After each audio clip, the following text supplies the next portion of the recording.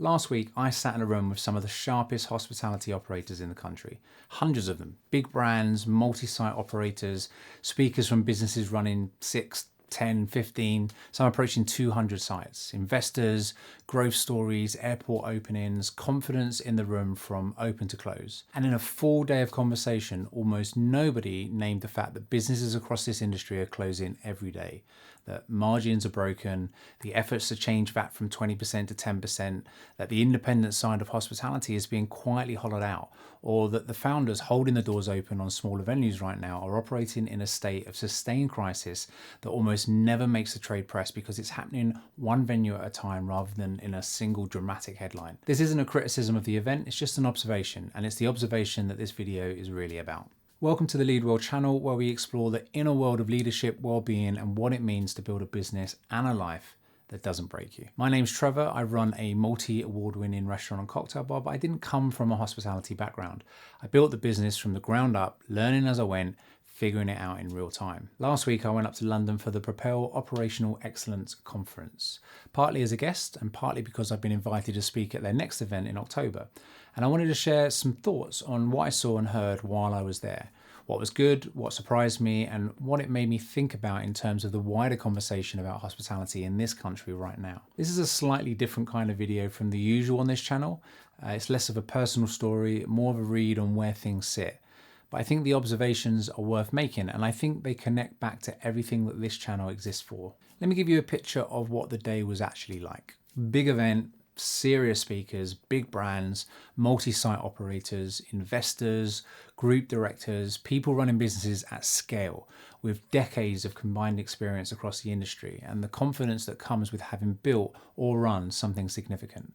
The caliber was high and the conversations on stage were sharp. The stories being told were largely growth stories, new site openings, investment rounds, airport locations, businesses scaling from 6 sites to 8 sites to 12, multi-site expansion strategies, what it takes to move hospitality brand from one region to a national scale. All of that is useful, genuinely. There's a reason it's the material at an operational excellence conference, and I want to be clear that I don't think anything about the day was wrong. It was what it was designed to be, and it did that really, really well. But what I noticed, especially as someone who has just closed the doors of his own venue, was who was largely missing from that conversation. The independents, the founders running 1 or 2 sites, the ones for whom scaling to 6 sites is a fantasy while keeping the doors open at all is an actual battle that they're fighting with every month. They weren't in the room in the same numbers, and they weren't in the conversation from the stage. That absence is what this video is really about. Here's the thing that surprised me most. And I want to say this carefully because I don't want it to sound like a criticism. What surprised me wasn't that the growth stories dominated, it was how little space in the conversation was given to what everyone in the industry knows is happening on the ground right now. Businesses closing every week and every week across the country. Margins that are the thinnest they've ever been, if they are present at all. A public whose behaviour has shifted so significantly since COVID that the prediction rhythms hospitality used to rely on no longer hold in the way that they used to. Founders operating in a state of quiet, sustained crisis that almost never makes the trade press because it's happening one venue at a time rather than in a single dramatic headline that would force a national conversation. The speakers were being honest about their own experience.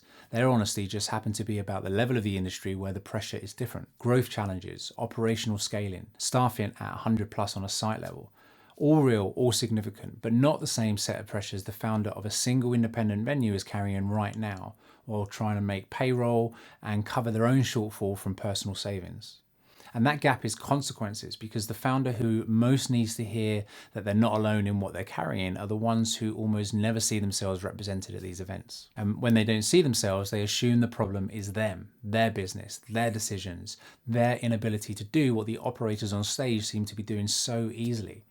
It isn't them, it's an industry in structural difficulty that hasn't yet found the language or the platform to talk about it honestly at scale. I want to pivot now to give the event proper credit because there was a lot that was genuinely useful and worth listening to, and there were themes that came through repeatedly that connect direct to the work that I do and to everything that this channel is about.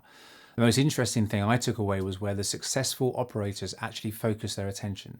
Less on the money, more on values and purpose, on getting the culture right, on making sure the business had something to stand for rather than just numbers to hit. That resonated really deeply with me because it's exactly what I focused on with Oko Rocco. The love that came back to us in the final weeks before the closure was the direct result of years of focusing on those intangibles rather than only on the operational side. My staff turnover was almost non-existent for years. The same team, the same faces, growing together across a decade.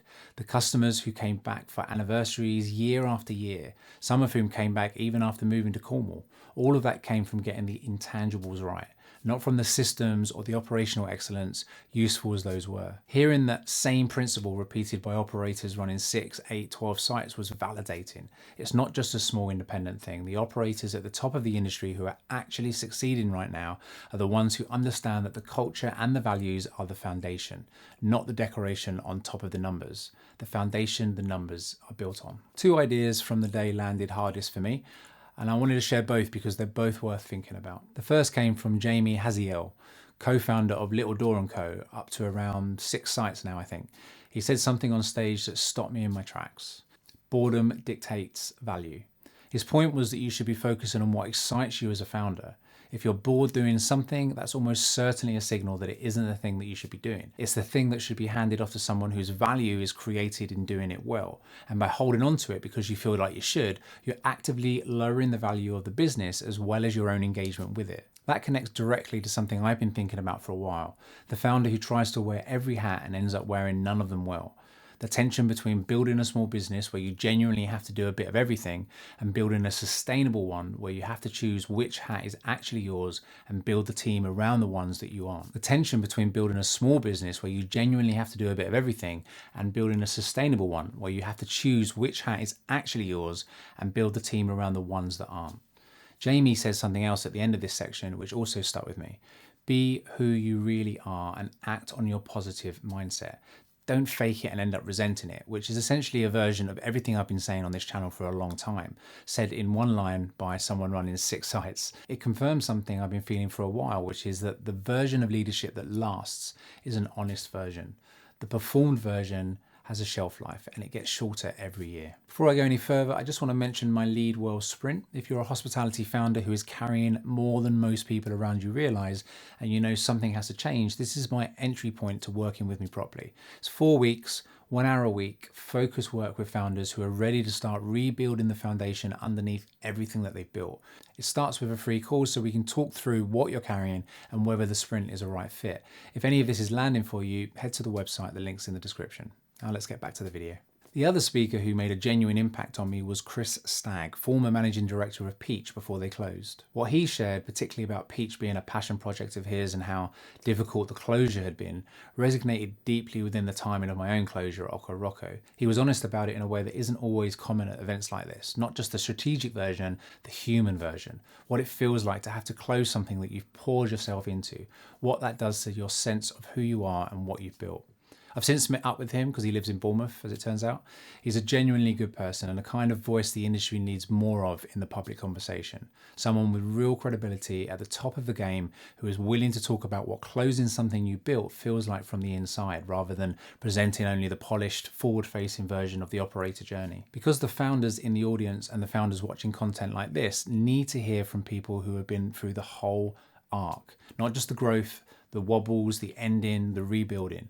That's where the useful learning lives. And that's where the industry conversation needs to move to if it's actually going to serve the people it claims to serve. The reason I was invited up to this event and the reason I'm speaking here about it now is that I've been asked to speak at the next Propel conference in October.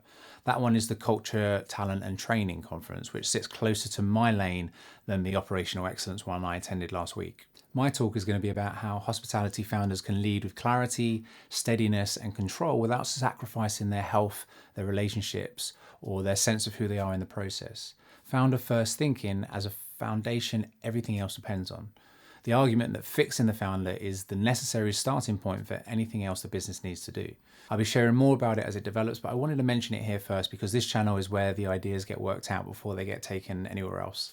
If you're not familiar with Propel, it's a membership organization for the hospitality industry that runs conferences, publishes industry commentary, and connects people across the trade. It's worth looking into if you're operating in this space and you don't already know what they're about. There's a website, take a look. They're actually doing really good things in the industry. What I took away from that day wasn't quite what I expected. I expected an operational excellence conference. I got that and way more.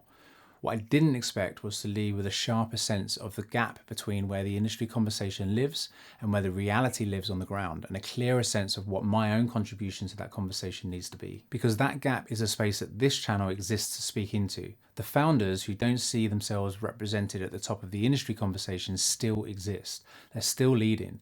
They're still trying to figure out how to keep going.